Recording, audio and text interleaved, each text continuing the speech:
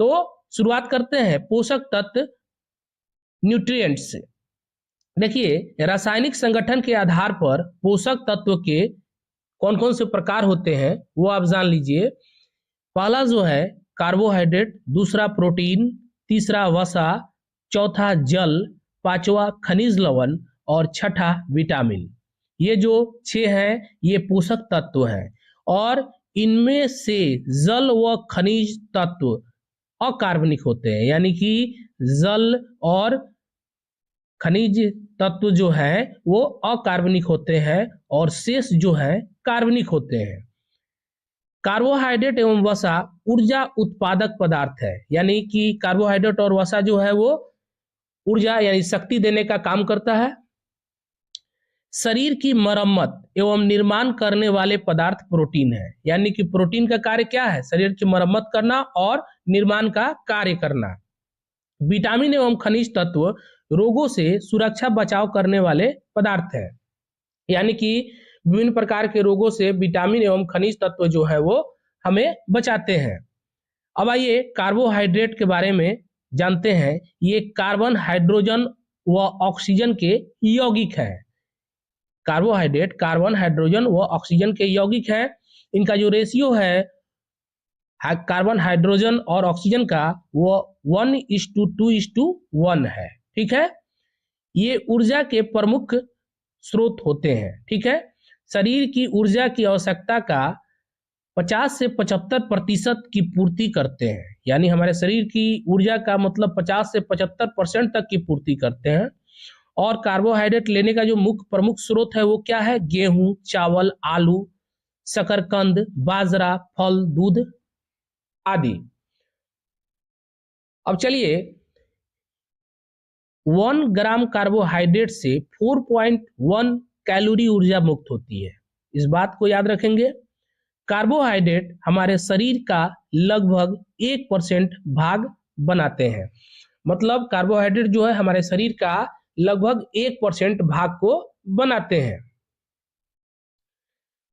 Carbohydrate ऊर्जा प्रदान करने, आर्थ्रोपोडा में बाह्य कंकाल बनाने, पौधों की कोशिका भित्ति के निर्माण तथा आनुवांशिक पदार्थ के निर्माण में कार्य करते हैं।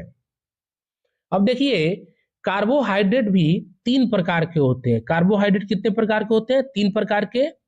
पहला जो है मोनोसेकेराइड, दूसरा है डाइसेकेराइड और तीसरा जो है वो पॉलीसेकेराइड है।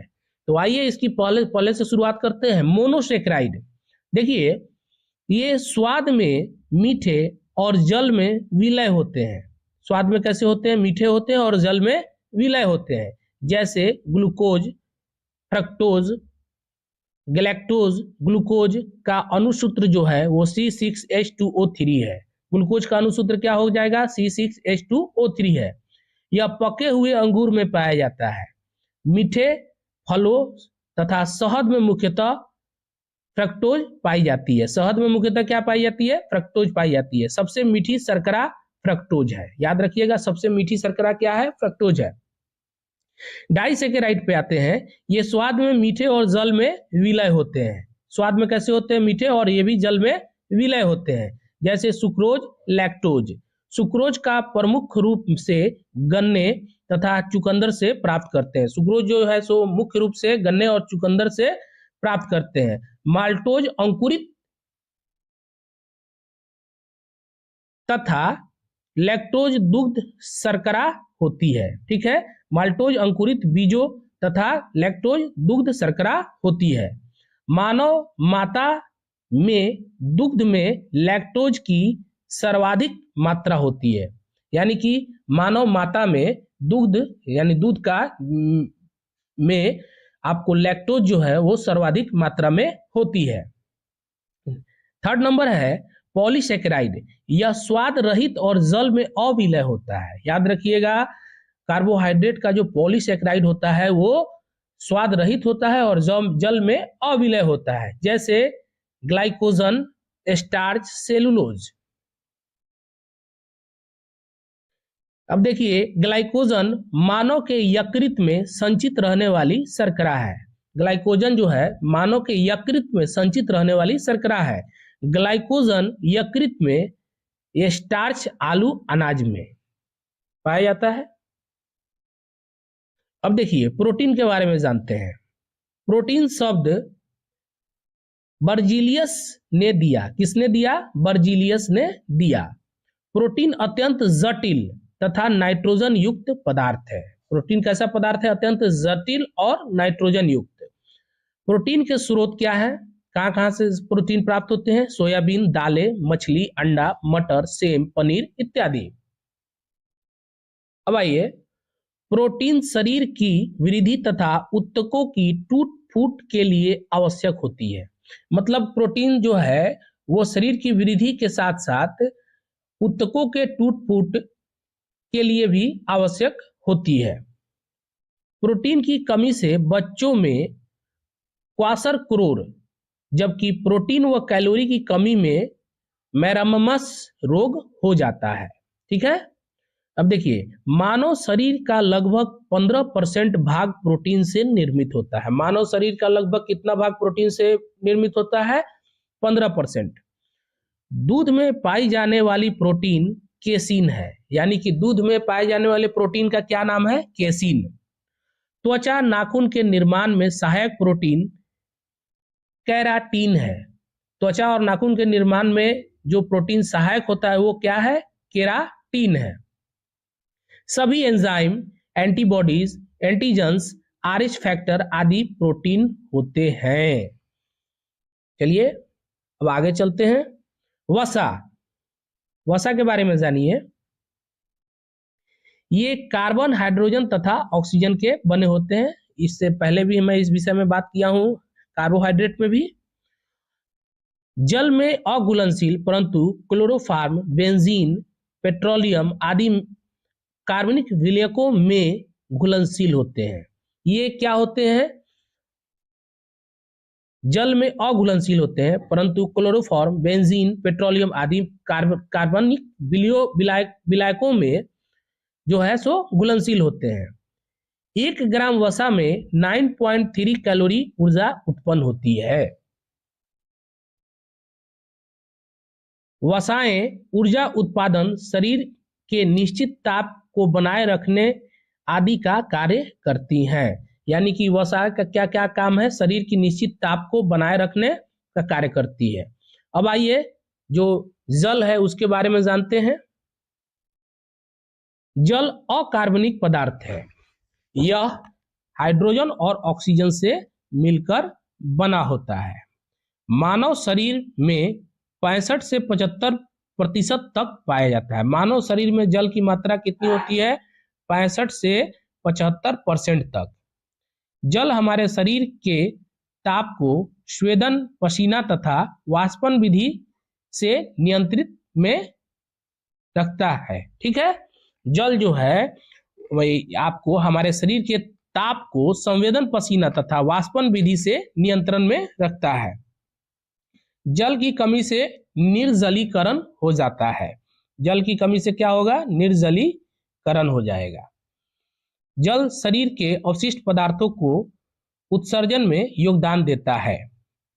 दूषित जल में घुलित ऑक्सीजन की मात्रा कम हो जाती है। दूषित जल में घुलित ऑक्सीजन की मात्रा कम हो जाती है। अब आइए जानते हैं विटामिन के बारे में। विटामिन के बारे में, शरीर की रोगों से रक्षा करते हैं। विटामिन शब्द फंक ने प्रतिपादित किया। विटामिन से ऊर्जा नहीं मिलती है। विटामिन से ऊर्जा नहीं मिलती है। सूर्य की किरणें, पराबैंगनी किरणें त्वचा में उपस्थित इर्गेस्टिरॉल का विटामिन डी में परिवर्तित कर देती है। हमारा शरीर विटामिन डी एवं के का संश्लेषण कर सकता है। विटामिन बी12 में कोबाल्ट पाया जाता है। विटामिन बी और सी जो है वो जल में घुलनशील है। विटामिन बी और सी जल में घुलनशील है। अब आइए इस चार्ट के माध्यम से जानते हैं देखिए काफी इंपॉर्टेंट चार्ट है और इस चार्ट से मैक्सिमम परीक्षा में प्रश्न पूछे जाते रहे हैं और पूछे जाते रहेंगे। अब देखिए यहाँ पर विटामिन है, यहाँ पर उसका रासायनिक नाम है और उस यहाँ पे उसके कमी से कौन सा रोग होता है। तो देखिए विटामिन ए की कमी से आपको रतौंधी होता है और इसका जो रासायनिक नाम है रेटिनॉल है। ठीक है। विटामिन बी1 की कमी से बेरी बेरी नामक रोग होता है और यह थायमीन इसका जो है सो रासायनिक नाम है। विटामिन बी2 इसका जो कमी होता है तो त्वचा का फटना शुरू होता है और इसका जो रासायनिक नाम है राइबोफ्लेविन है। ठीक है। उसके आगे है विटामिन बी7, इसकी कमी से बालों का झड़ना शुरू हो जाता है और इसका रासायनिक नाम जो है सो बायोटीन है। उसके बाद जो है विटामिन बी9, इसका जब कमी होता है तो व्यक्ति को एनीमिया हो जाता है और इसका रासायनिक नाम जो है फॉलिक एसिड है। विटामिन सी, इसका जब कमी होता है तो व्यक्ति को स्कर्वी बीमारी हो जाती है, स्कर्वी, और इसका जो रासायनिक नाम है एस्कार्बिक अम्ल है। ठीक है। विटामिन डी, देखिए इसकी कमी से रिकेट्स नामक बीमारी बच्चों में होती है और इसका जो रासायनिक नाम है कैल्सीफेरॉल है। ठीक है। अब ये जो विटामिन ई है ये इसके कमी से जनन शक्ति का क्षय हो जाता है। ठीक है। और इसका जो रासायनिक नाम है वो टोकोफेरॉल है। ठीक है। अब देखिए विटामिन के, इसका विटामिन के का कमी जब होता है तो व्यक्ति को रक्त का थक्का न बनना, यानी कि कहीं कटेगा खून गिरेगा तो खून बंद जल्दी नहीं होगा, तो विटामिन के जो है सो काफी इंपॉर्टेंट है और इसका जो रासायनिक नाम है फिलोक्विनोन है। ठीक है। तो इस तरीके से आपने जाना महत्वपूर्ण तथ्यों को जो परीक्षा के दृष्टिकोण से बेहद महत्वपूर्ण है और इस तरीके के प्रश्न परीक्षा में आते रहे हैं और आते रहेंगे। इन सभी बातों को दिमाग में रख लेने से पोषक तत्वों से संबंधित लगभग जितने भी प्रश्न पूछे जाने की जो प्रबल संभावना होती है वो आपकी कंप्लीट हो जाएगी, क्योंकि इतने ही जितना मैंने बताया इतने ही तथ्यों में से मैक्सिमम परीक्षा में प्रश्न पूछे जाते हैं। तो आशा करते हैं कि ये वीडियो आपको काफी पसंद आया होगा और इसी तरीके से मैं सभी विषयों के पार्ट करके महत्वपूर्ण तथ्यों को आपके सामने परोसने का काम करूंगा, जिससे कि कम समय में और अच्छे से अच्छे ज्ञान का भंडार आपके मस्तिष्क में हो सके।